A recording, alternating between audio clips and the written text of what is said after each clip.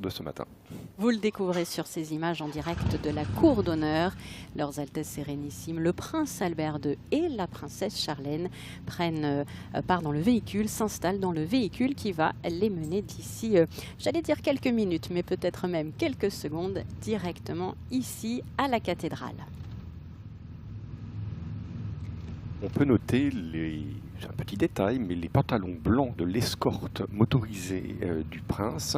Alors c'est un peu une nouveauté parce que ça avait existé, et puis ça n'a plus existé, et c'est remis à l'honneur cette année avec donc ces pantalons blancs réservés uniquement à l'escorte du prince.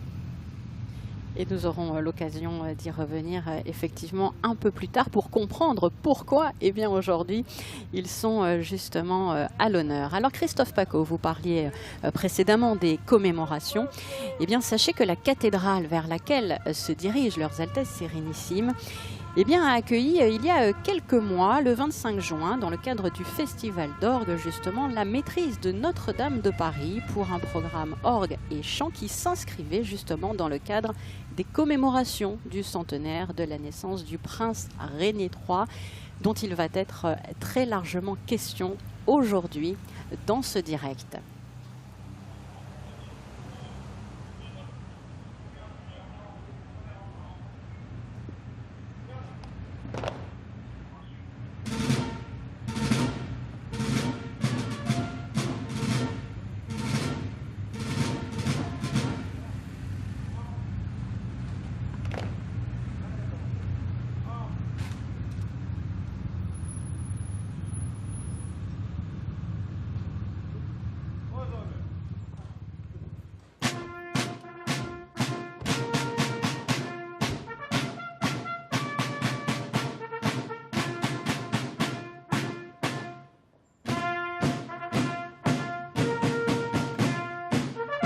Le prince souverain et la princesse Charlène sont accueillis par Monseigneur Dominique-Marie David, l'archevêque de Monaco, qui est depuis 4 ans archevêque de Monaco, et qui est encadré aujourd'hui de son vicaire général, qu'on voit qu'il salue la princesse Charlène, Monseigneur Guillaume Paris. Et puis il salue évidemment aussi le célébrissime Perpenzo, chapelain du palais depuis presque 50 ans maintenant, et qui tend au prince le goupillon pour que le prince puisse se signer avec l'eau bénite. L'archevêque qui vient de saluer, qui salue en cet instant son Altesse royale la princesse de Hanovre et son Altesse Sérénissime la princesse Stéphanie. Olivier Vernet au grand orgue titulaire et au grand orgue de la cathédrale Notre-Dame de l'Immaculée Conception.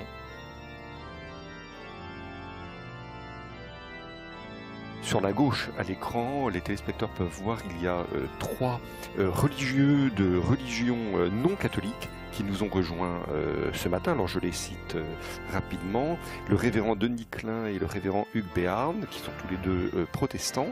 Et puis le père Vadim Zakrevski, qui lui est orthodoxe, qui nous ont rejoints ce matin pour cette fête nationale.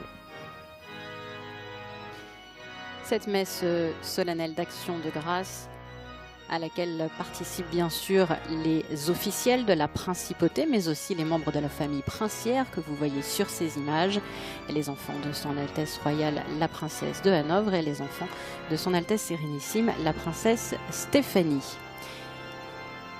Pierre Dartout, ministre d'État, est bien sûr présent, tout comme de nombreux officiels que nous reverrons d'ici peu sur ces images, notamment Patrice Cellario, ministre de l'Intérieur. Alors un petit détail qui pourra peut-être amuser nos téléspectateurs, vous avez devant la procession, devant la croix, ce qu'on appelle le turiféraire qui porte l'encensoir. Et bien figurez-vous que celui qui porte la navette à côté de lui n'est autre que son fils. Voilà ce petit détail amusant pour montrer que cette fête nationale, cette messe d'action de grâce, ce Tédéum, ont toujours, si vous nous suivez de loin, peut-être vous le ressentirez, un côté très familial ici à Monaco. Et on aime ce côté, voilà, nous sommes une grande famille réunie autour de la famille princière. Tout au long de l'année, mais tout particulièrement en ce 19 novembre. Alors Christian Venard, vous citiez tout à l'heure Olivier Vernet au grand orgue de la cathédrale, à l'orgue de chœur Jean-Cyril Gandillet. Il y a bien sûr aussi la maîtrise de la cathédrale de Monaco, les petits chanteurs, l'orchestre philharmonique également, sous la direction de Pierre Debat, maître de chapelle du Palais Princier et de la cathédrale de Monaco.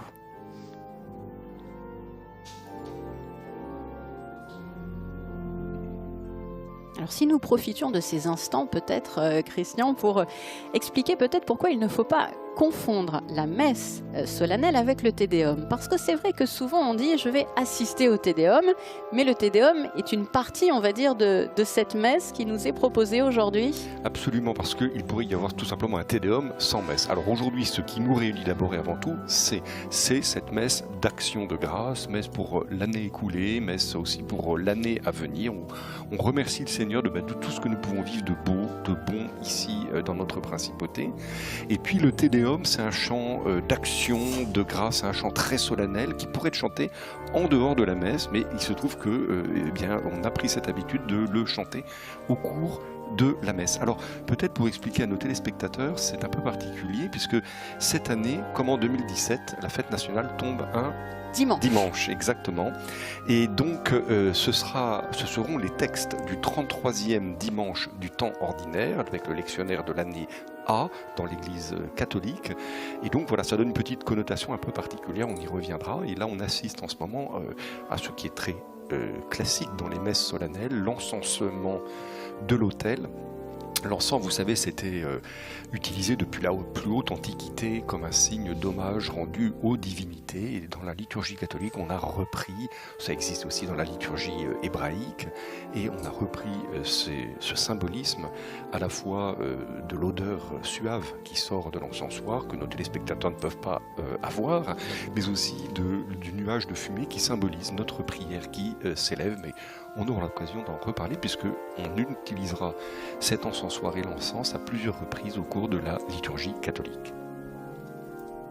Nous vous en parlions précédemment. Cette année, le prince Albert II, le prince souverain, a souhaité que la fête nationale s'inscrive dans la commémoration du centenaire du prince Régnier III. Nous sommes donc en ce moment même au cœur de cette cathédrale. Il est quasi impossible de ne pas se remémorer le mariage justement du prince Régnier III et de la princesse Grace, ici même au cœur de cette cathédrale.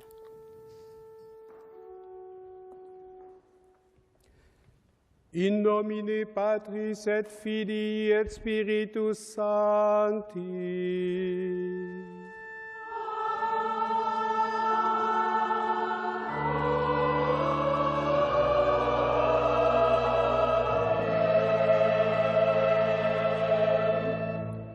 Pax vobis.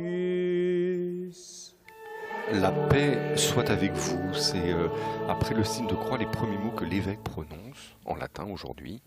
Frères et sœurs, en ce jour de fête, en ce jour d'action de grâce, de réjouissance et de prière, préparons-nous à célébrer le mystère de l'Eucharistie en reconnaissant que nous avons péché. Je confesse à Dieu Tout-Puissant, je reconnais devant vous, frères et sœurs, que j'ai péché en pensée, en parole, par action et par omission. Oui, j'ai vraiment péché. C'est pourquoi je supplie la bienheureuse Vierge Marie, les anges et tous les saints, et vous aussi, frères et sœurs, de prier pour moi le Seigneur notre Dieu. Que Dieu Tout-Puissant nous fasse miséricorde, qu'il nous pardonne nos péchés et nous conduise à la vie éternelle. La messe débute par ce qu'on appelle les rites pénitentiels, c'est-à-dire le moment où nous nous reconnaissons pécheurs, au moment de célébrer l'Eucharistie, au moment de nous approcher de Dieu, nous reconnaissons que nous sommes pécheurs. Et maintenant, c'est le chant du Kyrie. Kyrie eleison en grec, Seigneur prends pitié.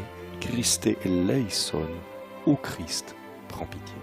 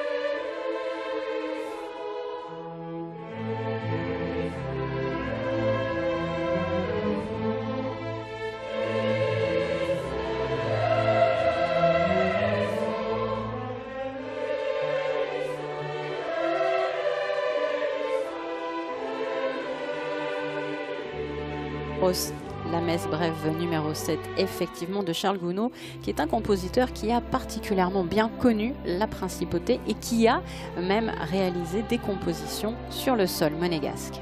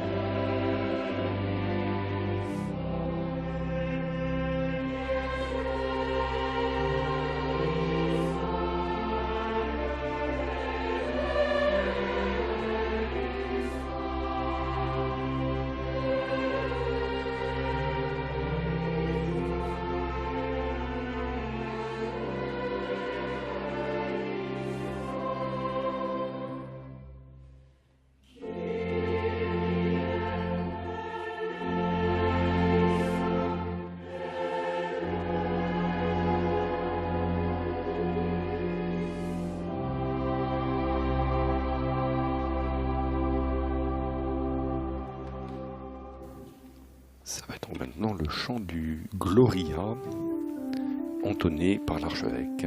Gloria in excelsis Deo. Gloire à Dieu au plus haut des cieux, ce chant est pris à toutes les messes solennelles et le dimanche aussi en particulier. Alors aujourd'hui c'est à la fois une messe solennelle et c'est le dimanche, donc double raison de chanter ce Gloria aujourd'hui. Et nous voyons les fleurs en ce moment même sur ces images, des très jolies roses rouges. Cela me permet de vous dire que comme chaque année, eh bien, toutes ces compositions florales sont réalisées par le Garden Club de Monaco.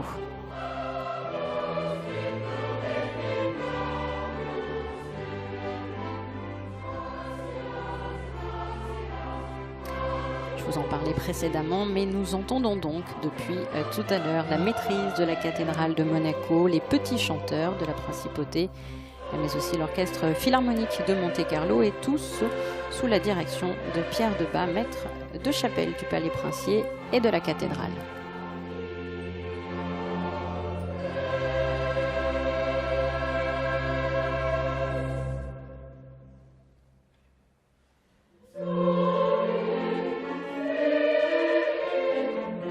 Le Gloria est un chant à la louange de la Sainte Trinité, le Père, le Fils et l'Esprit Saint.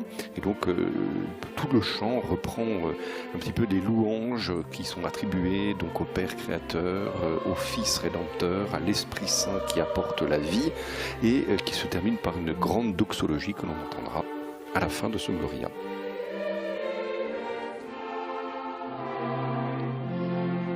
Rappelons que la cathédrale de Monaco a été inaugurée le 12 novembre 1903. Elle a été consacrée précisément le 11 juin 1911, il y a donc plus de 100 ans. Ce qui fait que nous sommes finalement un jeune diocèse, parce que pendant très longtemps, l'église de Monaco a dépendu soit du diocèse de Vintimille, soit du diocèse de Nice. Et puis c'est le prince Charles III qui évidemment a beaucoup œuvré pour installer de manière durable la souveraineté de la principauté, qui a souhaité que la principauté de Monaco ait sa propre église catholique. Et donc c'est grâce à lui que ça a été érigé, cette cathédrale, qui a été dédiée, on voit un petit peu là l'image au fond, et on la reverra à d'autres moments, cette magnifique mosaïque de l'Immaculée Conception.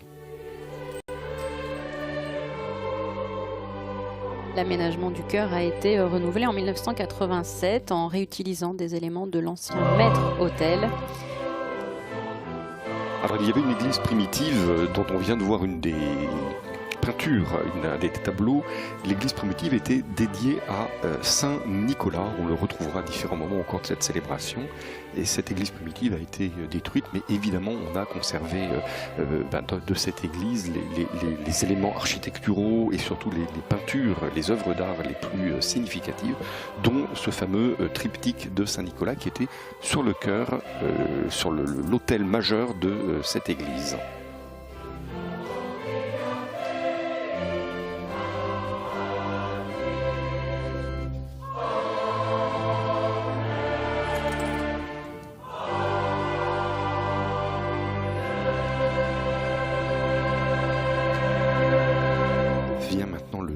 la prière principale de cette messe au début, qu'on appelle la collecte, qui va être dite par l'évêque.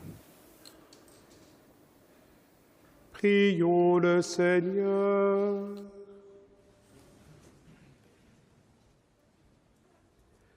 Seigneur Dieu, de qui relève toute autorité humaine, aide celui qui est à la tête de notre pays, notre prince Albert, à remplir sa haute fonction, en te respectant toujours et en recherchant ce qui te plaît, qu'il puisse garantir au peuple dont il a la charge la liberté et la paix, par Jésus-Christ, ton Fils, notre Seigneur, qui vit et règne avec toi dans l'unité du Saint-Esprit, Dieu pour les siècles des siècles.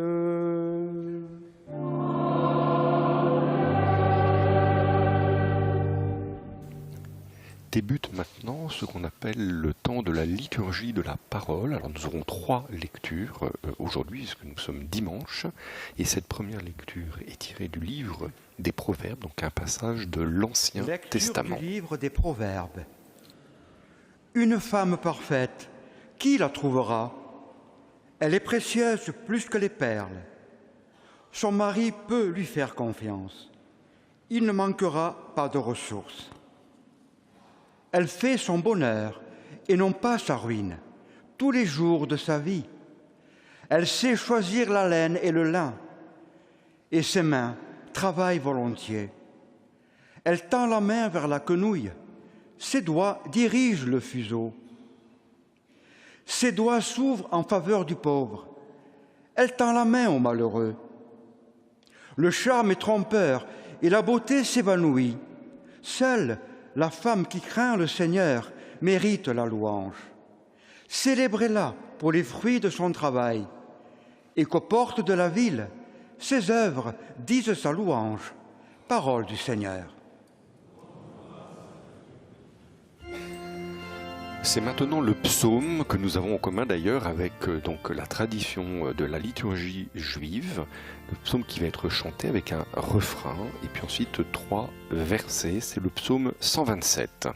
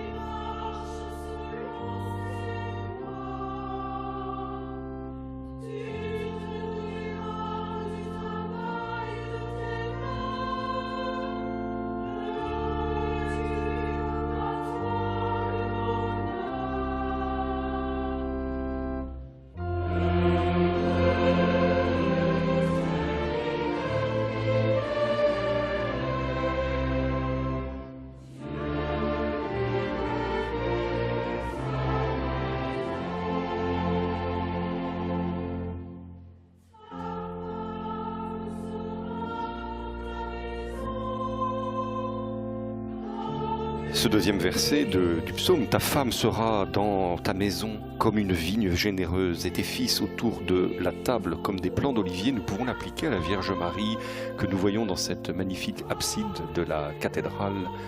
Voilà, c'est cette femme qui est dans la maison du Seigneur et qui lui donne des fils, c'est-à-dire nous, les baptisés.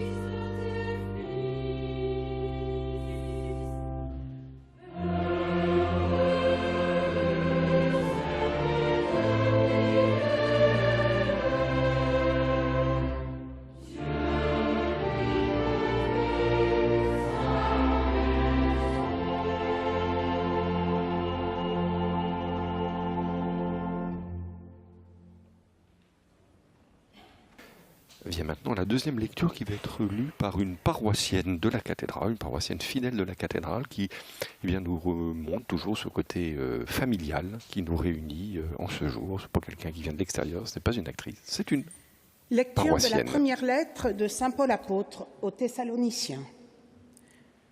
Pour ce qui est des temps et des moments de la venue du Seigneur, vous n'avez pas besoin, frères, que je vous en parle dans ma lettre. Vous savez très bien que le jour du Seigneur vient comme un voleur dans la nuit. Quand les gens diront « quelle paix, quelle tranquillité », c'est alors que tout à coup, la catastrophe s'abattra sur eux, comme les douleurs sur la femme enceinte. Ils ne pourront pas y échapper. Mais vous, frères, comme vous n'êtes pas dans les ténèbres, ce jour ne vous surprendra pas comme un voleur. En effet, vous êtes tous des fils de la lumière, des fils du jour. Nous n'appartenons pas à la nuit et aux ténèbres. Alors, ne restons pas endormis comme les autres, mais soyons vigilants et restons sobres. Parole du Seigneur. C'est le moment solennel de la lecture de l'Évangile dans un instant avec le chant de l'Alléluia. Alléluia qui veut dire, c'est une proclamation qui vient de l'hébreu. Alléluia, c'est louer Yahvé, Alléluia.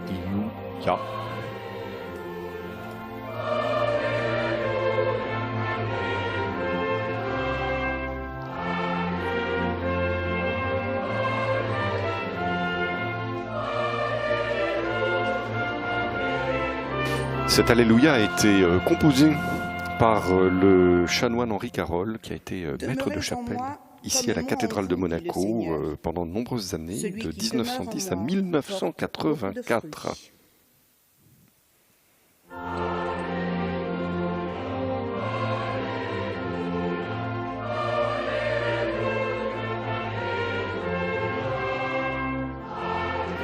Le diacre qui va proclamer l'évangile reçoit la bénédiction de l'archevêque et puis il va aller chercher solennellement l'évangéliaire, donc le livre qui contient les Écritures saintes, les 4 évangiles, et pendant que l'orgue l'accompagne solennellement. Et on voit à nouveau l'utilisation de l'encens puisque nous croyons fermement, comme catholiques, qu'au moment de la lecture de l'Évangile, eh bien c'est vraiment Jésus qui s'adresse à nous à travers la proclamation de cet Évangile. Vous voyez l'évangéliaire porté solennellement, avec la procession, les 2 sérophéraires qui portent les cierges, et l'encens avec lequel l'évangéliaire va être encensé.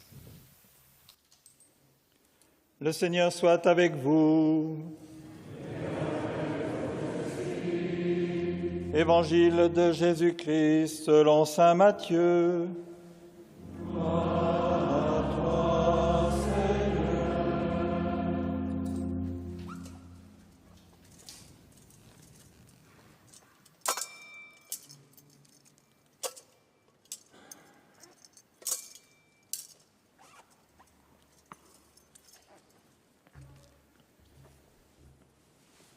En ce temps-là, Jésus disait à ses disciples cette parabole.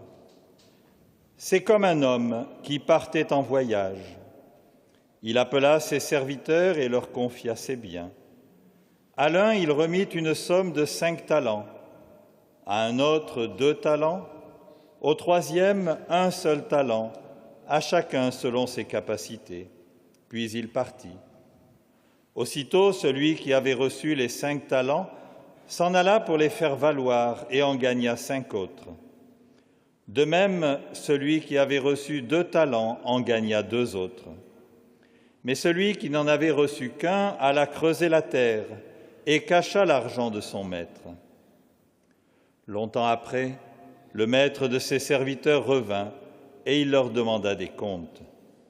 Celui qui avait reçu 5 talents s'approcha, présenta 5 autres talents et dit « Seigneur, tu m'as confié 5 talents. Voilà, j'en ai gagné 5 autres. » Son maître lui déclara « Très bien, serviteur bon et fidèle. Tu as été fidèle pour peu de choses. Je t'en confierai beaucoup. Entre dans la joie de ton Seigneur. » Celui qui avait reçu 2 talents s'approcha aussi et dit « Seigneur, tu m'as confié 2 talents, voilà, j'en ai gagné 2 autres. Son maître lui déclara, « Très bien, serviteur bon et fidèle, tu as été fidèle pour peu de choses, je t'en confierai beaucoup. Entre dans la joie de ton Seigneur. » Celui qui avait reçu un seul talent s'approcha aussi et dit, « Seigneur, je savais que tu es un homme dur, tu moissonnes là où tu n'as pas semé, tu ramasses là où tu n'as pas répandu le grain. J'ai eu peur et je suis allé cacher ton talent dans la terre. Le voici, tu as ce qui t'appartient. » Son maître lui répliqua, « Serviteur mauvais et paresseux, tu savais que je moissonne là où je n'ai pas semé, que je ramasse le grain là où je ne l'ai pas répandu. Alors il fallait placer mon argent à la banque, et à mon retour je l'aurais retrouvé avec les intérêts. Enlevez-lui donc son talent et donnez-le à celui qui en a 10. À celui qui a, on donnera encore, et il sera dans l'abondance. Mais celui qui n'a rien se verra enlever même ce qu'il a. Quant à ce serviteur bon à rien, jetez-le dans les ténèbres extérieures. Là, il y aura des pleurs et des grincements de dents. » Acclamons la parole de Dieu. Nous avons donc pu entendre successivement Sylviane Ordinas et à l'instant le diacre Marc Duwels, qui est un des diacres du diocèse de Monaco, ce qu'on appelle des diacres permanents, c'est-à-dire que ce ne sont pas des prêtres. Marc Duwels s'est marié, l'autre diacre qui officie aujourd'hui avec lui, Robert Ferrua, est aussi marié, d'ailleurs vient de fêter ses 50 ans de mariage auprès du pape, figurez-vous, il y a quelques jours. Donc on voit le diacre, justement, Marc Duwels, qui apporte l'évangéliaire pour que l'archevêque puisse le vénérer à son tour en embrassant le livre évangéliaire, avec lequel maintenant l'archevêque va bénir la foule. Puis ce sera le temps de l'homélie, qui, dans la liturgie, est un moment où on actualise la parole de Dieu. C'est-à-dire le prédicateur, et ça fait vraiment partie de la liturgie, eh bien, prend les textes qui ont été lus aujourd'hui et essaye de dire comment nous pouvons les comprendre et comment nous pouvons essayer de vivre de ces textes. Donc c'est une actualisation de la parole de Dieu, ça fait vraiment partie de la liturgie, c'est pas juste un petit discours, c'est vraiment... porteur de message. Porteur d'un message fort et liturgique. Nous entendons depuis tout à l'heure l'orgue. Monseigneur, Altesse, Excellence, chers frères et sœurs dans le Christ, chers amis, nous voici donc réunis de nouveau à l'occasion de notre belle fête nationale. Et nous sommes dimanche. Si je ne me trompe pas, la dernière occurrence de ce genre remonte à 2017.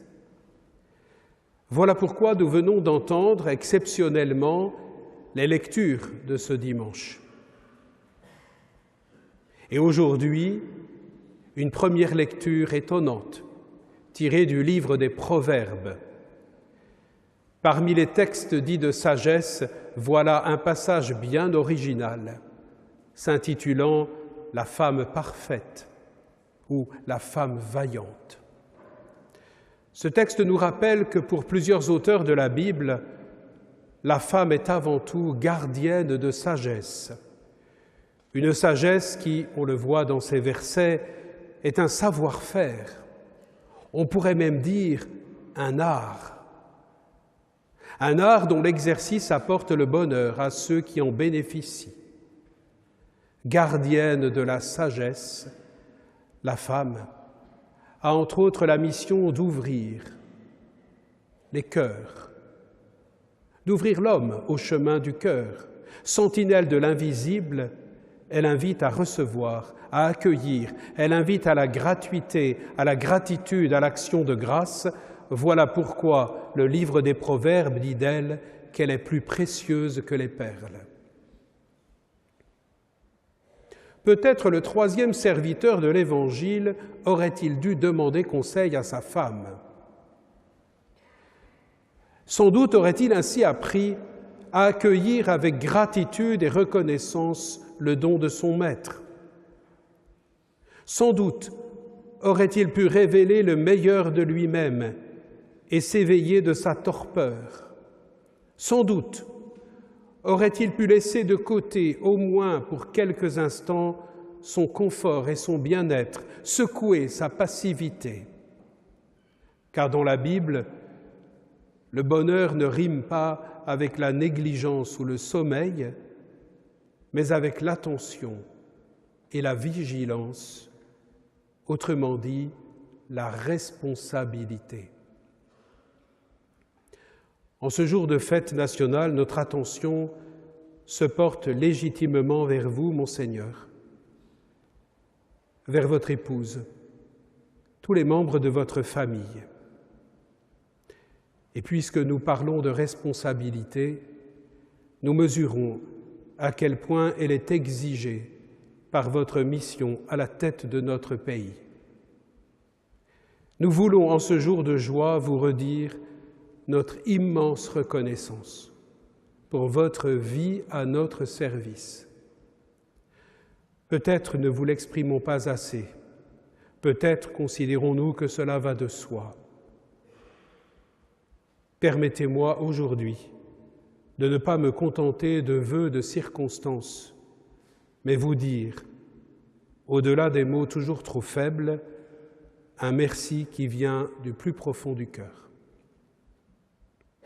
Mais comment pouvons-nous méditer sur la responsabilité qui vous incombe sans accepter humblement de faire un bref examen de conscience et réfléchir ensemble sur notre responsabilité commune? L'évangile des talents ne confirme-t-il pas cette invitation? Qu'est-ce qu'attendre le retour du Maître? N'est-ce pas faire fructifier sans attendre aujourd'hui les dons qu'il nous a confiés comme à ses serviteurs? La première étape de la responsabilité signifie donc reconnaître les dons reçus, savoir les goûter, prendre le temps d'exprimer notre reconnaissance à ceux qui nous les ont transmis. Sommes-nous conscients du don qui nous est fait ici en principauté? Sommes-nous reconnaissants pour l'héritage qui nous a été accordé? Et permettez-moi, en cette année qui lui est dédiée, de rendre grâce au Seigneur pour le don inestimable du prince Régnier III, don fait à notre pays et dont l'héritage immense qu'il nous a légué, le trésor que nous ne cessons d'admirer et de découvrir, demeure vivant dans nos mémoires, dans nos cœurs. La deuxième étape de la responsabilité est la suivante: collaborer activement à faire fructifier les talents personnels et collectifs qui nous ont été confiés. En ce jour d'unité nationale, prenons conscience de notre responsabilité à la fois essentielle et grave. Une responsabilité que nous vous devons, mon Seigneur, que nous nous devons les uns aux autres, une responsabilité que nous devons à notre pays, une responsabilité que nous devons à la maison commune de l'humanité. Oui, nous sommes responsables devant vous, mon Seigneur. Nous sommes responsables et solidaires les uns des autres, membres d'un même corps, d'une même famille. Pour l'être davantage, peut-être nous faudra-t-il progresser en humilité, en simplicité, en détachement, en sens de la gratuité. Oui, nous sommes responsables de notre pays, de son présent et de son avenir, et nous portons cette responsabilité ensemble, dans l'harmonie des institutions, en cultivant tout ce qui favorise une collaboration sincère, constructive et patiente pour le bien de tous. Oui, nous sommes responsables de notre maison commune, fiers et heureux de notre identité nous ne voulons pas et nous ne pouvons pas demeurer auto-centrés, auto-référencés. Avec notre prince souverain, nous voulons rester attentifs à la situation préoccupante de notre monde, dramatiquement marqué par des conflits meurtriers et insoutenables. Avec notre prince souverain, nous voulons porter à temps et à contre-temps la responsabilité de la création, trop souvent saccagée et gaspillée. Avec notre prince souverain, nous voulons œuvrer au service de la promotion et de la dignité de tout être humain. Entre dans la joie de ton Seigneur. N'est-ce pas les mots que nous aimerions entendre le jour où nous nous trouverons face à face avec notre Créateur et Sauveur? Entre dans la joie de ton Seigneur, tu as été fidèle dans de petites choses, je t'en confierai de grandes. Commençons donc par être fidèles dans les petites choses. La Sainte Mère Teresa aimait dire « les petites choses restent petites », mais être fidèle dans les petites choses est une grande chose. J'aimerais ajouter « être fidèle dans les petites choses dans un petit pays est une très, très grande chose. » Monseigneur, conscient de votre belle et grande responsabilité, conscient de la responsabilité qui est aussi la nôtre, et déterminé à faire fructifier les talents qui nous ont été confiés, nous voulons vous redire notre disponibilité à servir. Nous voulons prier pour vous, nous voulons prier les uns pour les autres en nous tournant vers celui qui nous tient tous dans sa main. Que Dieu nous vienne en aide. Deo Juvante. C'est un appel un peu solennel à la responsabilité dans l'unité autour de notre souverain auquel vient de nous appeler l'archevêque de Monaco, Monseigneur Dominique-Marie David, dans une période, comme il l'a rappelé, marquée par la dureté des temps, par les guerres, par le souci de la maison commune, comme elle l'a appelé le pape François, c'est-à-dire la création qui nous a été confiée. Eh bien, c'était une espèce d'appel bien solennel qu'a adressé notre archevêque pour cette responsabilité qui nous est commune à tous, d'œuvrer en étant, pour reprendre les mots de l'archevêque, fidèle dans les petites choses, et parce que c'est une grande chose que d'y être fidèle. Appel également à plus de solidarité, d'humilité et de simplicité aussi. Il y avait des messages assez forts avec un lexique qu'il était tout autant dans cette homélie. Homélie au cours de laquelle l'archevêque a tenu à dire merci au prince Albert II.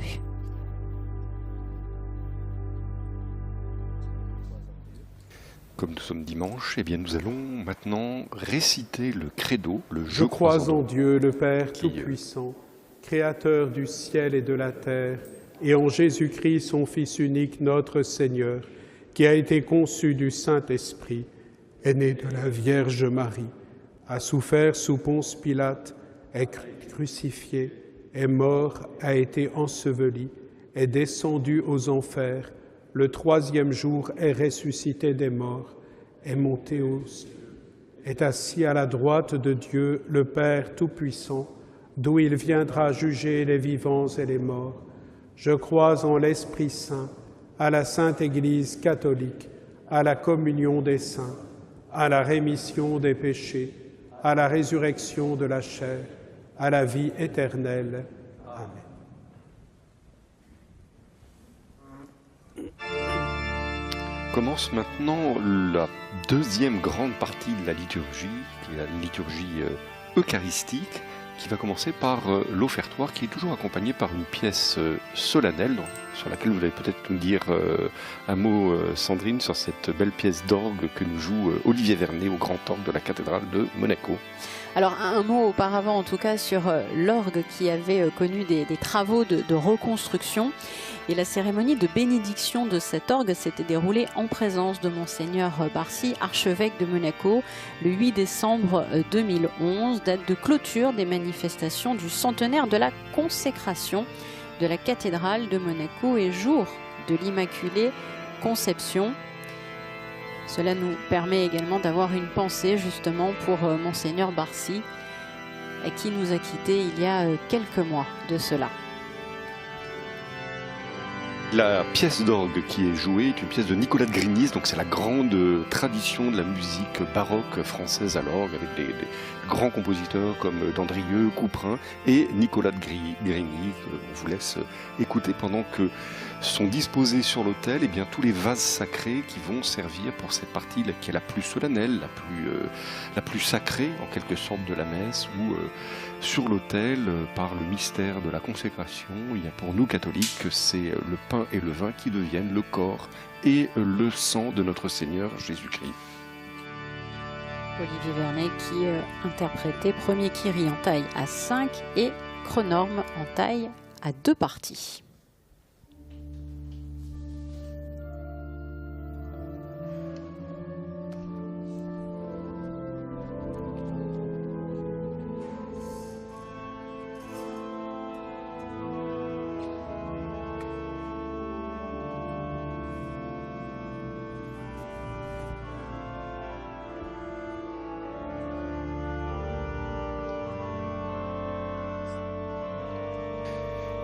C'est l'oblation du pain, puis l'oblation du vin. Donc ce pain et ce vin que Jésus lui-même a utilisé le soir, la veille de sa passion, le jeudi saint, la veille du vendredi où il devait mourir et où, réuni avec ses disciples, il prit du pain, du vin et leur dit « Ceci est mon corps, ceci est mon sang ». Et donc à l'offertoire, nous présentons ces humbles offrandes, pain et vin, en demandant au Seigneur de les bénir parce qu'elles vont servir maintenant au sacrifice eucharistique. Et on peut voir à nouveau l'utilisation de l'encens dans cette partie de l'offertoire où l'archevêque va encenser les oblats, c'est-à-dire ce pain et ce vin qui ont été disposés sur l'autel, qui vont devenir corps et sang de Jésus-Christ. Puis il va encenser l'autel qui, dans la liturgie, symbolise à la fois la présence du Christ, le roc, et puis en même temps qui symbolise le tombeau du Christ, parce que c'est un sacrifice. Notre Seigneur Jésus-Christ est mort sur la croix pour nous apporter le salut, et précisément on va aussi encenser la croix à ce moment-là, on va le voir dans quelques instants, parce que c'est de la croix que nous viennent tous les sacrements, c'est du cœur ouvert de Jésus sur la croix que coulent toutes les grâces pour nous depuis la mort de Jésus sur la croix, un certain vendredi saint, veille d'un grand Shabbat à Jérusalem. C'est peut-être l'occasion aussi de penser au fond de nos cœurs aussi à la situation terrible que vivent les habitants de la Terre Sainte, que vivent nos frères israéliens, nos frères palestiniens dans cette situation de guerre terrible. Et puis on peut y associer tous les pays en guerre, je pense à l'Ukraine, je pense évidemment aussi à l'Arménie. Voilà, c'est un moment aussi de prendre dans nos cœurs un peu toutes ces intentions du monde, comme nous a d'ailleurs invité l'archevêque, en disant de part de responsabilité, oui. C'est aussi on a la chance de vivre dans un petit pays en paix, mais un petit pays qui parfois peut faire beaucoup par différentes actions diplomatiques, des actions caritatives pour le monde entier. Nous voyons là rapidement les représentants d'autres cultes qui sont venus, j'avais cité au début, à la fois orthodoxes et protestants, qui tiennent aussi à manifester cette unité autour de notre souverain dans une principauté catholique, mais qui respecte la liberté de conscience et de religion pour ceux qui ne sont pas catholiques, évidemment, ou ceux même qui n'auraient pas du tout de foi. C'est le geste du lavabo que l'on voit procéder pour l'archevêque, qui est un symbole aussi de se préparer avec un cœur pur. En se lavant les mains, il y a une prière qui dit qu'on demande à avoir un cœur purifié pour célébrer ce mystère de l'Eucharistie. Et puis on voit le diacre, qui va maintenant encenser d'abord le prince, bien sûr, puis ensuite tous les fidèles, parce que nous faisons tous partie, et ça c'est très beau aussi, et c'est bien en lien avec l'homélie de notre archevêque, nous faisons partie d'un même corps, le corps du Christ, et nous sommes tous par notre baptême, de l'archevêque, je pourrais même dire du pape, jusqu'au plus simple des fidèles, membres d'un même corps, et donc avec une même dignité. C'est ce qu'exprime aussi le fait d'encenser l'ensemble de l'assemblée qui est présente.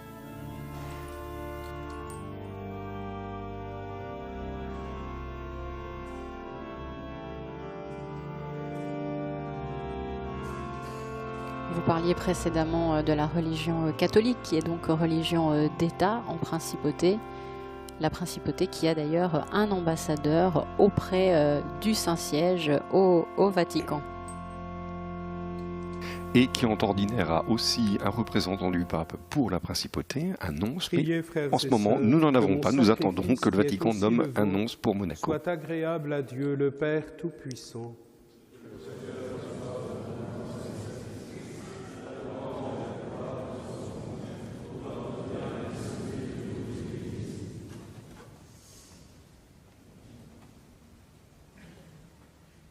Nous célébrons, Seigneur, sous le signe des sacrements, le sacrifice du salut offert par ton Fils, le Roi de paix. Nous t'en prions, puisque cette offrande est signe de paix et d'unité, qu'elle contribue à raffermir la concorde entre tous tes fils, par le Christ notre Seigneur. Vient maintenant le temps solennel de la préface, qui est un moment très solennel qui va être chanté par l'archevêque. Le Seigneur soit avec vous. Et avec votre esprit. Élevons notre cœur. Rendons grâce au Seigneur notre Dieu. Vraiment, il est juste et bon pour ta gloire et notre salut, de t'offrir notre action de grâce, toujours et en tout lieu. Seigneur, Père très saint, Dieu éternel et tout-puissant, par le Christ notre Seigneur. Par lui, tu nous conduis à la connaissance de ta vérité, pour que nous devenions son corps, unis dans une seule foi et un seul baptême. Par lui, tu répands ton Esprit Saint sur toutes les nations, l'Esprit qui fait une œuvre merveilleuse par la diversité de ses dons et réalise ainsi l'unité. Il habite le cœur de tes enfants d'adoption. Il remplit l'Église tout entière et ne cesse de la guider. C'est pourquoi, unissant nos voix à celles des anges, le chant de la préface va s'achever par le chant du Sanctus, qui va être pris maintenant par la maîtrise de la cathédrale.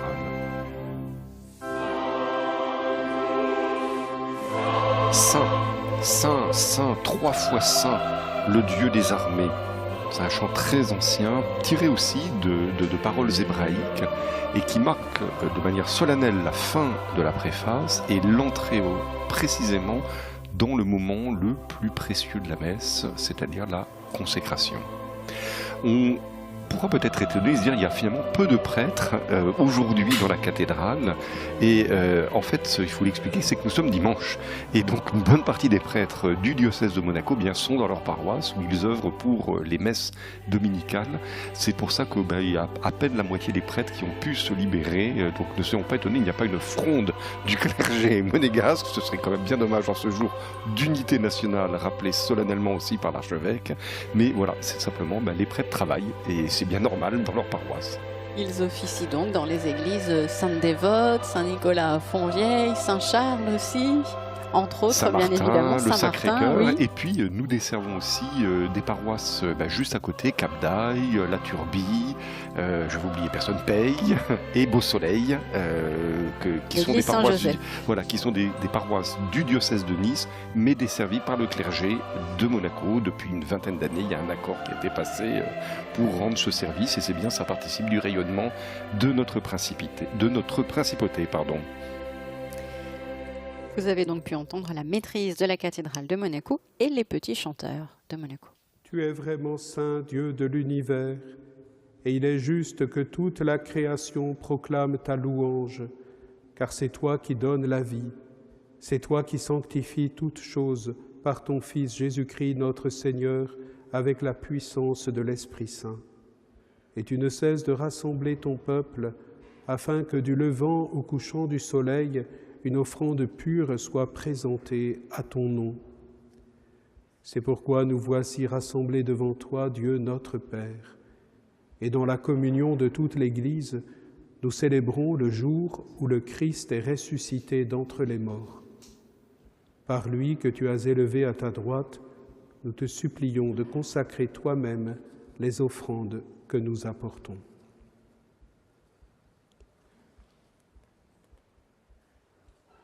Sanctifie-les par ton esprit, pour qu'elles deviennent le corps et le sang de ton Fils, Jésus-Christ notre Seigneur, qui nous a dit de célébrer ce mystère. La nuit même où il fut livré, il prit le pain. En te rendant grâce, il dit la bénédiction.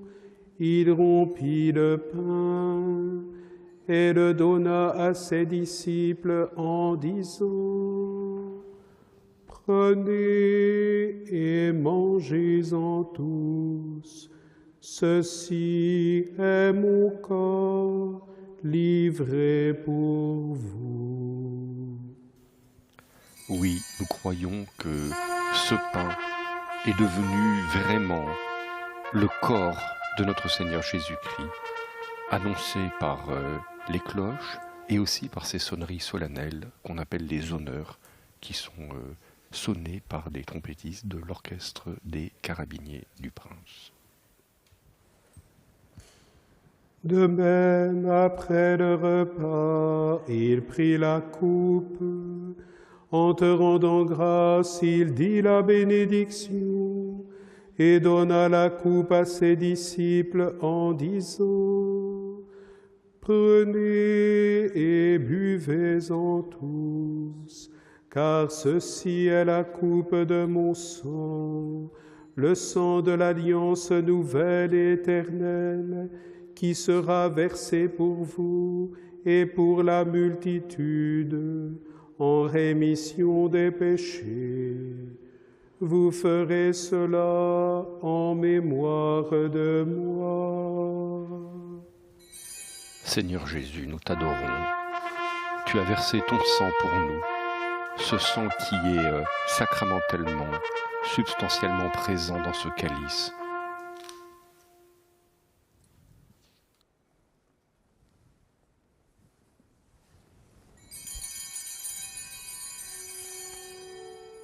Il est grand le mystère de la foi. C'est un mystère qui est célébré, c'est-à-dire une réalité, une vérité que nous ne comprenons pas complètement, mais dans laquelle nous entrons avec la confiance, parce que cela vient depuis Jésus-Christ. Faites cela en mémoire de moi, dit-il à ses apôtres. Et depuis 2000 ans, l'Église, sans forcément toujours pouvoir expliquer dans le détail comment du pain et du vin deviennent le corps et sang du Christ, continue dans cette confiance auprès de son Seigneur à refaire les gestes que lui-même a posés dans sa vie. Et de son ascension dans le ciel, alors que nous attendons son dernier avènement, nous t'offrons, Seigneur, en action de grâce, ce sacrifice vivant et saint. Regarde, nous t'en prions, l'oblation de ton Église, et daigne y reconnaître ton Fils, qui, selon ta volonté, s'est offert en sacrifice pour nous réconcilier avec toi. Quand nous serons nourris de son corps et de son sang et remplis de l'Esprit Saint, accorde-nous d'être un seul corps et un seul esprit dans le Christ. Que l'Esprit Saint fasse C'est de Monseigneur nous une Paris, le éternelle vicaire offrande à général ta du gloire, diocèse qui poursuit. pour que nous C'est l'occasion de obtenions un rappeler jour que tous les l'héritage prêtres promis présents avec tes élus. célèbrent la En messe premier avec lieu, la l'archevêque, c'est-à-dire que bienheureuse chacun Vierge célèbre Marie, pour Mère de de vrai la Dieu, messe, c'est pas juste des avec figurants. Saint Joseph, Vraiment, son époux, chacun d'entre eux les bienheureux célèbre la apôtres, messe les glorieux pleinement, martyrs, entièrement. saintes dévotes et tous les saints qui ne cessent d'intercéder auprès de toi et nous assurent de ton secours. Et maintenant, nous Le te chanoine supplions, Guiléo, Seigneur, qui par poursuit, le qui sacrifice qui est nous le réconcilie curé de avec l'église toi, Saint-Nicolas de Fontvieille, étends et au qui, monde entier j'allais dire, le supplée salut l'absence et la du paix. curé de la cathédrale, qui était Affermis empêché ton aujourd'hui Église de en pouvoir pèlerinage sur venir. la terre, dans la foi et la charité, en union avec ton serviteur, notre pape François, et notre évêque Dominique-Marie, ici présent, l'ensemble des évêques, les prêtres, les diacres et tout le peuple que tu as racheté. Écoute en ta bonté les prières de ta famille que tu as voulu rassembler devant toi. Dans ta miséricorde, ramène à toi, Père très aimant, tous tes enfants dispersés. Pour nos frères et sœurs défunts, C'est une grande tradition dans l'Église, depuis pour le les début, de défunts de prier la pour les famille défunts. princière, Les défunts de la famille princière, Et on pour pense tous en ceux qui ont particulier quitté en cette ce année monde, au prince de trouver Régnier grâce III, dont devant on toi. célèbre le centenaire de Nous la te naissance. prions.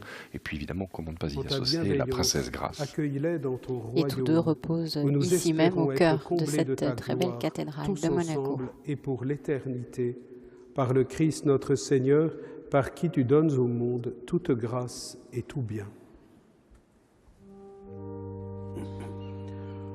Par lui, C'est le chant de avec la lui et doxologie qui termine maintenant à la prière toi, eucharistique. Dieu le Père Tout-Puissant, dans l'unité du Saint-Esprit, tout honneur et toute gloire pour les siècles des siècles.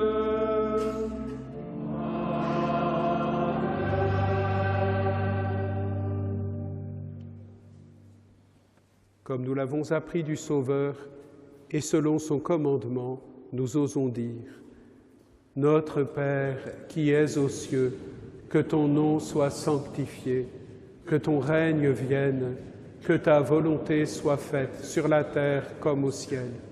Donne-nous aujourd'hui notre pain de ce jour. Pardonne-nous nos offenses, comme nous pardonnons aussi à ceux qui nous ont offensés.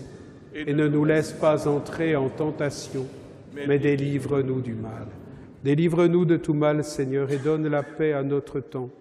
Soutenus par ta miséricorde, nous serons libérés de tout péché, à l'abri de toute épreuve, nous qui attendons que se réalise cette bienheureuse espérance, l'avènement de Jésus-Christ, notre Sauveur.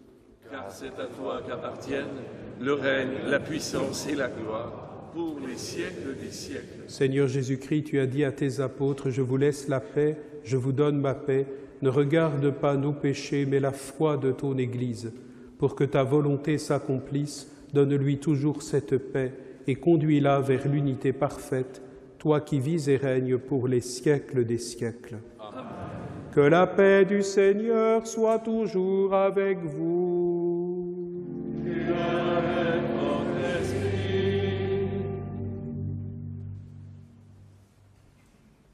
C'est maintenant le chant de l'Agnus Dei, agneau de Dieu, qui enlève les péchés du monde, prend pitié de nous, qui sera répété 2 fois, puis une 3e fois, agneau de Dieu qui enlève les péchés du monde, donne-nous la paix.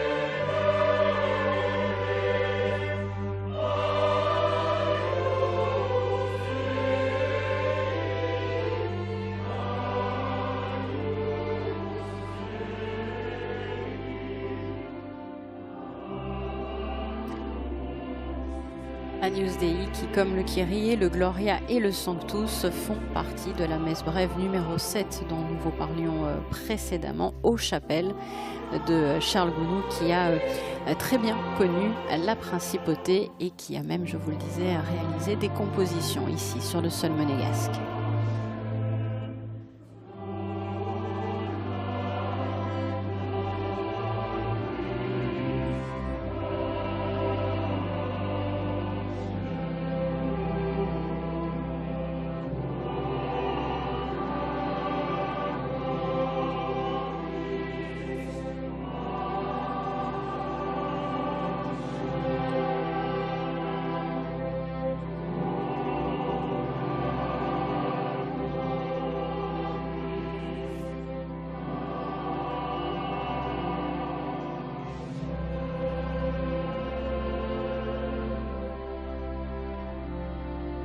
Rappelons également, comme nous en voyons depuis tout à l'heure devant ce très bel autel, que les compositions florales, ces roses rouges et ces roses blanches qui rappellent bien évidemment les couleurs de la principauté, sont des compositions du Garden Club de Monaco.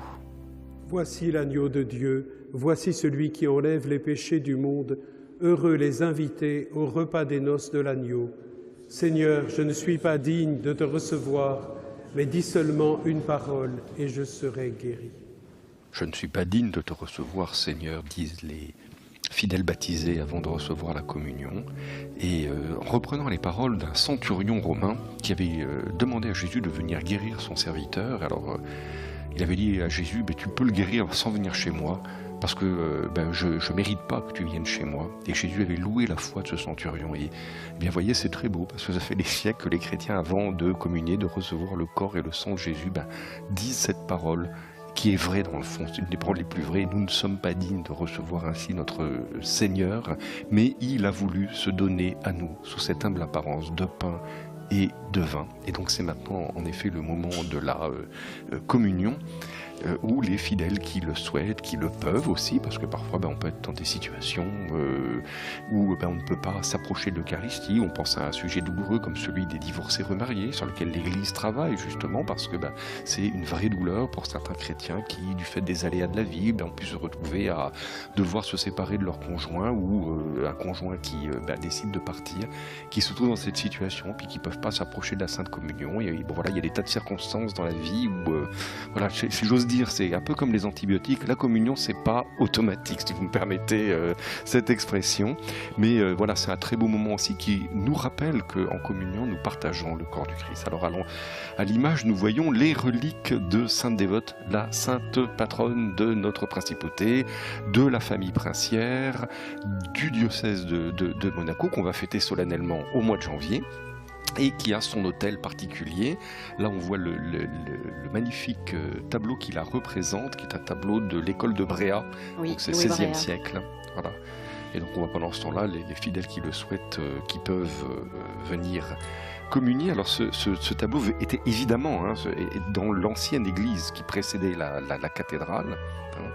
Et on le doit plus précisément, ce tableau, donc à l'école de Bréa, c'est un retable qui avait été offert dans la période 1560-1570 par une princesse de Monaco, Isabelle Grimaldi, qui était l'épouse du prince Honoré Ier.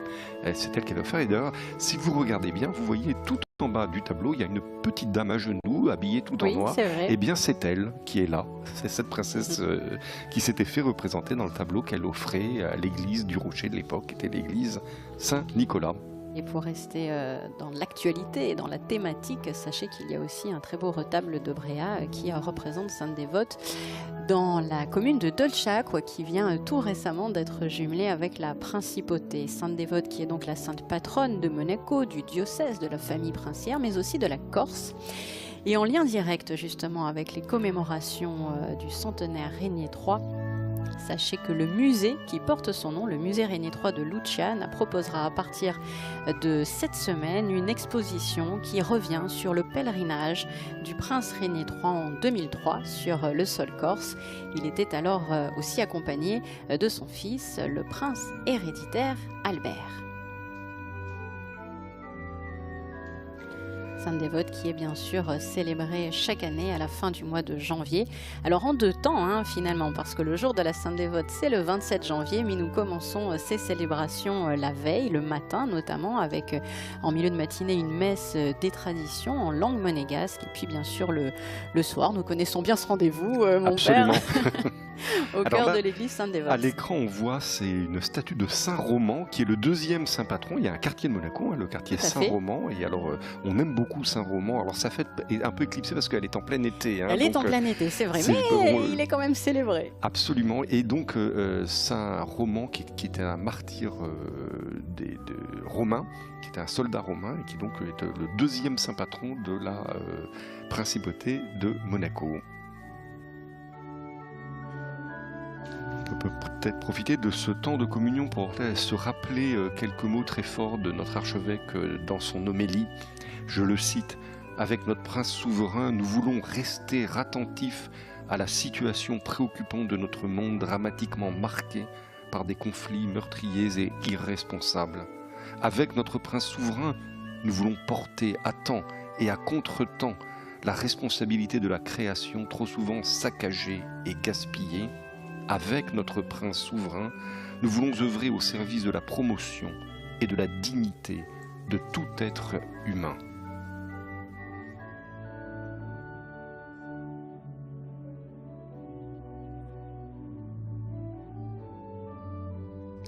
La Vierge Marie qui est à l'entrée de la sacristie de la cathédrale, et donc qui est ornée spécialement, même là, vous voyez dans les détails, même dans la sacristie, les dames du Garden Club nous font l'amitié aussi de faire quelques beaux bouquets pour la sacristie en ce jour de fête solennelle. Il est important, Christian Venard, de représenter aussi les saints, j'allais dire comme cela, de manière assez colorée pour ressortir, j'allais dire, d'une certaine manière dans les églises ou comme ici dans les cathédrales. Oui, c'est important parce que nous appartenons à une religion qui est la religion de l'incarnation. C'est-à-dire nous croyons en un Dieu qui a voulu se faire homme pour sauver les hommes. Et alors toutes ces images, tous ces éléments-là nous montrent que nous ne croyons pas en un Dieu très éloigné, même si c'est le créateur de l'univers tout entier. Et franchement, c'est l'occasion aussi de remercier tous nos amis de la technique, aussi bien les éclairagistes, aussi bien tous les preneurs d'images de son, parce que grâce à eux, nos téléspectateurs peuvent rentrer un peu dans l'intimité de cette célébration avec ces très belles images qui participent aussi d'une certaine manière de ce mystère de l'incarnation qui nous montre que voilà, la foi à laquelle nous adhérons est une foi qui vient nous retrouver dans notre humanité, d'un Dieu certes créateur du ciel et de la terre, infiniment grand, qui nous dépasse totalement et en même temps qui a voulu se faire tout petit enfant, on le célébrera dans quelques semaines à Noël. Et vous voyez, ces saints, ils nous rappellent aussi, chacun d'eux, que il y a une belle expression qui dit la vie de chaque saint, c'est un petit peu l'évangile illustré, un peu comme une bande dessinée, et on peut trouver des aspects qui nous touchent profondément, et ça c'est beau aussi. Vous voyez, de ce mystère de l'incarnation, c'est aussi ces bougies qui brûlent. On pourrait très bien s'en passer d'une certaine manière, mais chacune des bougies correspond un peu à notre prière, au fait que, en tant que baptisés, il faut que nous essayons d'apporter un peu de chaleur, un peu de lumière dans ce monde, et tous ces éléments, vous voyez, participent de la liturgie, nous permettent nous touchent dans notre humanité, nous touchent notre corps, nos sens, et nous permettent, à partir de ces éléments visibles, de penser à l'invisible, de nous prédisposer vers l'invisible. Est-ce que les flammes de ces bougies peuvent aussi symboliser quelque part l'espoir, l'espérance ? Bien sûr, on peut y mettre vraiment tous ces symboles du feu, du fait que... Voilà, et puis vous voyez toutes les croix aussi. Pourquoi est-ce que les chrétiens, parce qu'à chaque fois aiment avoir les croix, la représentent, parce que à chaque fois nous pensons que c'est de là que vient notre salut. Et que parfois dans nos misères, on a l'impression d'être un peu abandonné et nous nous rappelons en voyant ces croix que celui qui est Dieu s'est fait homme et que lui-même est passé par la souffrance, par la misère et il est venu nous retrouver au cœur même. Et je crois que c'est quelque chose de très beau, notamment quand l'Église se rapproche des malades par les visites, oui. On a un aumônier ici par exemple au centre hospitalier Princesse Grace qui est dédié à temps plein pour les malades. Ça nous rappelle la parole du Christ. J'étais souffrant, j'étais malade et vous m'avez visité, j'étais nu, vous m'avez habillé. C'est ça aussi le christianisme, c'est pas simplement des pensées éthérées, c'est cette fidélité dont parlait l'archevêque des petites choses. Hein. Vous savez, rendre visite à un malade, ça peut paraître peu de choses. Et en fait, c'est énorme pour ce malade, pour lui. Et puis parce que nous mettons en pratique les paroles mêmes du Christ.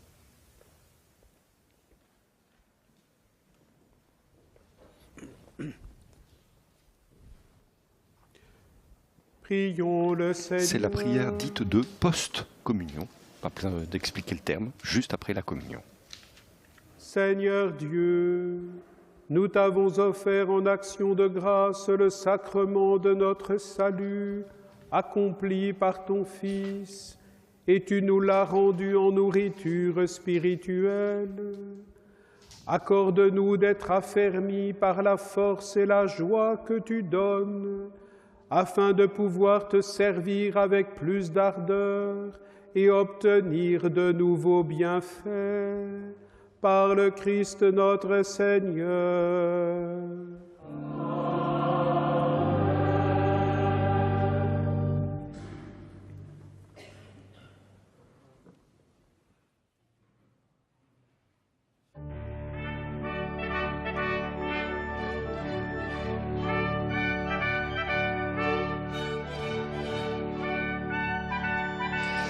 C'est le moment solennel du Te Deum. Vous m'avez posé la question au début. Hein. Ben voilà, il y a la messe et puis au cours de la messe, le chant du Te Deum, qui aujourd'hui, je crois, est un Te Deum de Henry Purcell. J'allais dire Henry Purcell, vous le dites mieux que moi, avec l'accent quand même. Si, c'est un Te Deum, oui, en Ré majeur, signé Henry Purcell.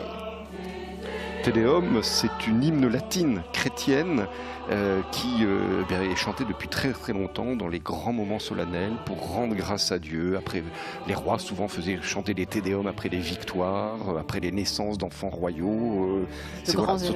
Mais on peut penser par exemple même plus récemment en France, après la victoire de la Deuxième Guerre mondiale, le grand Te Deum à Notre-Dame de Paris. Oui, même dans un pays laïque, on garde quand même des traditions. On pense que ça a été, cet hymne a été composé en partie par Ambroise de Milan. Ambroise de Milan, c'est 4e siècle, vous voyez, c'est vraiment une hymne très ancienne. Te Deum donc interprété par la maîtrise de la cathédrale avec, vous les voyez, les petits chanteurs de Monaco, mais aussi une partie de l'orchestre philharmonique de Monte-Carlo. Alors, il y a une belle légende dans l'Église catholique, mais c'est une légende. Alors il y a toujours un fond de vérité dans les légendes. Nous, on y croit aux légendes. Regardez Sainte Dévote. Qui dit que cette hymne aurait été composée et chantée par 3 anges pendant la nuit du baptême de Saint Augustin. Voilà. Mais pour revenir à Sainte Dévote, ce qui est beau, c'est qu'il y a à la fois la légende au sens de l'histoire de Sainte Dévote telle qu'elle a été transmise, et puis il y a la réalité. On a vu tout à l'heure avec les reliques, et on sait que ces reliques ont été authentifiées, elles ont été étudiées par des scientifiques, et elles proviennent toutes des différents reliquaires dans la principauté, bien du même corps, d'une même femme d'une 30aine d'années qui est morte de mort violente. Donc voilà. Mais c'est vrai qu'on entend souvent la légende de Sainte Dévote, alors que finalement c'est c'est au sens légende, au sens où ça n'est pas un écrit historique au sens scientifique, mais c'est une manière de raconter une vérité, une réalité qui a été un petit peu transformée. Souvent on y a rajouté des symboles à travers les siècles, mais il y a quand même un fond de vérité historique sur l'histoire de cette jeune femme corse et qui meurt parce qu'elle veut témoigner du Christ.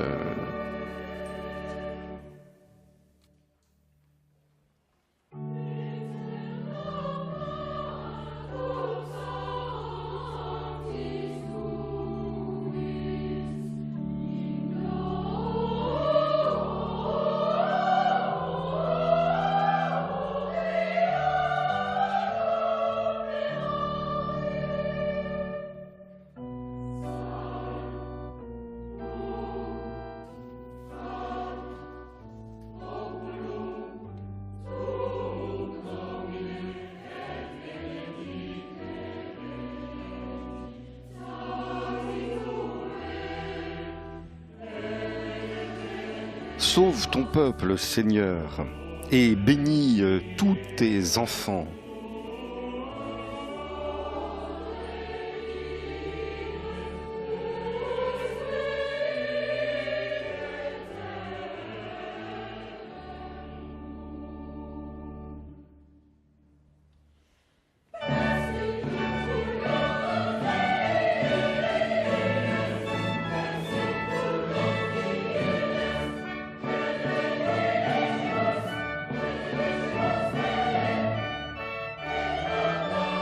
En ce jour solennel, nous te bénissons. En ce jour solennel, nous louons ton nom pour tous les siècles des siècles. Parce qu'en toi, Seigneur, nous espérons et que nous ne serons pas confondus pour l'éternité.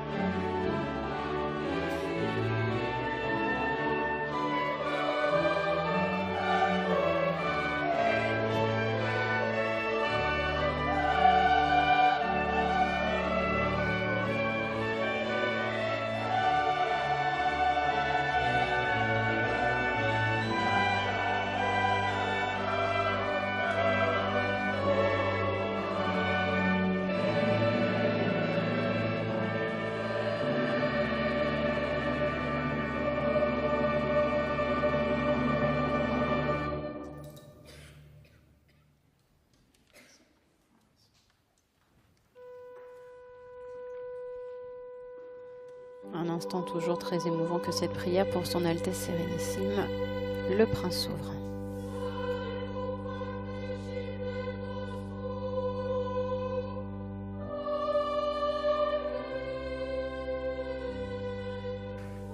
Seigneur,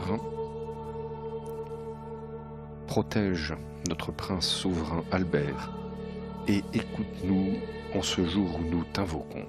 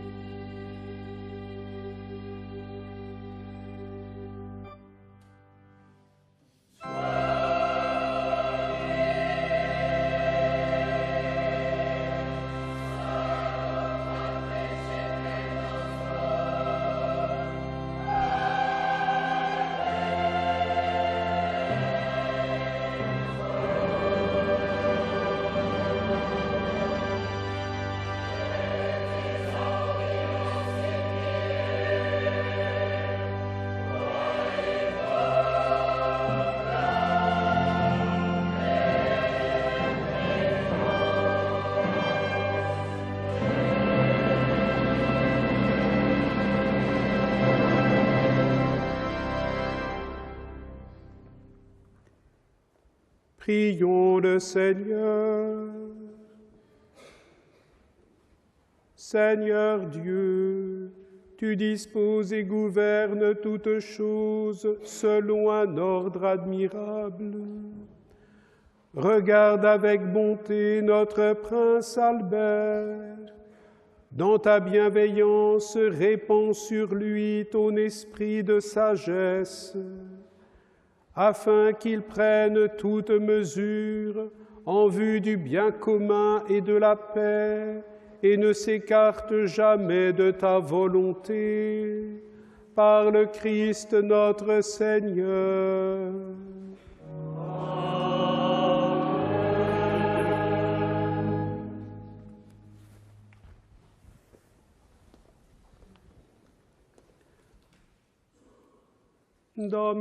C'est le moment de la bénédiction solennelle. Sit nomen Domini benedictus. Que le nom du Seigneur soit béni.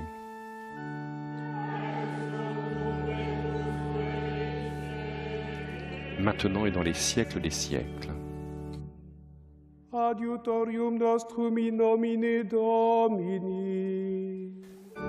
Notre secours est dans le nom du Seigneur qui a fait le ciel et la terre.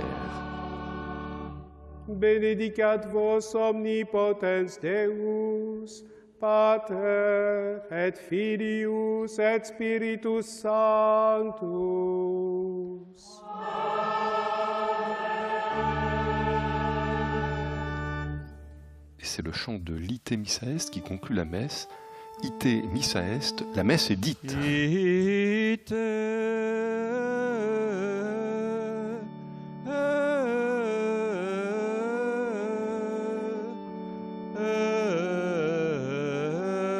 Missa Est. Deo gratias. Que Dieu soit béni. Nous rendons grâce à Dieu.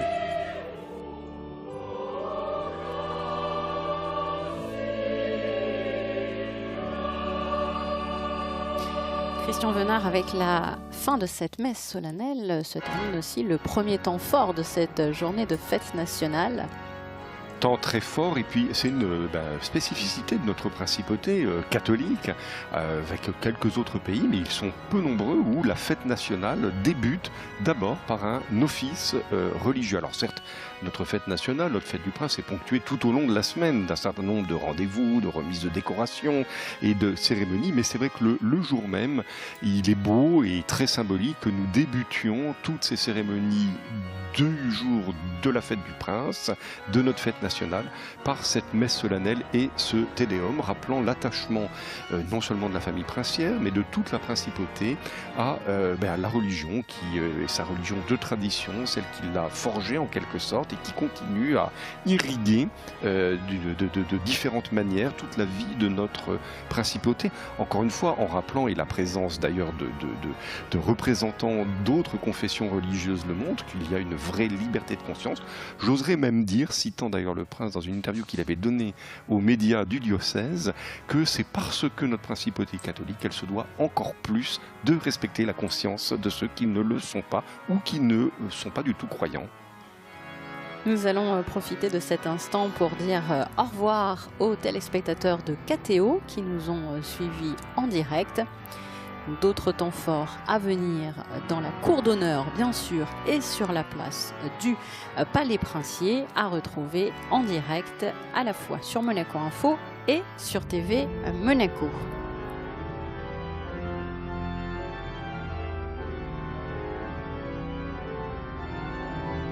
Après cette cérémonie religieuse, il sera question d'une cérémonie plus militaire d'ici quelques instants sur la place du Palais, mais aussi dans la cour d'honneur.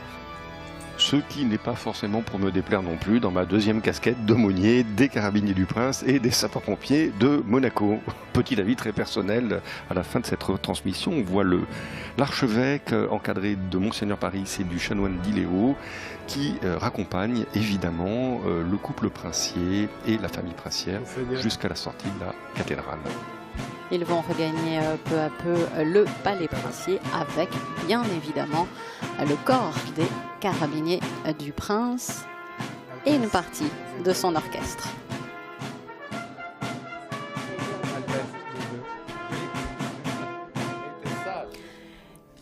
Christian Venard, merci beaucoup.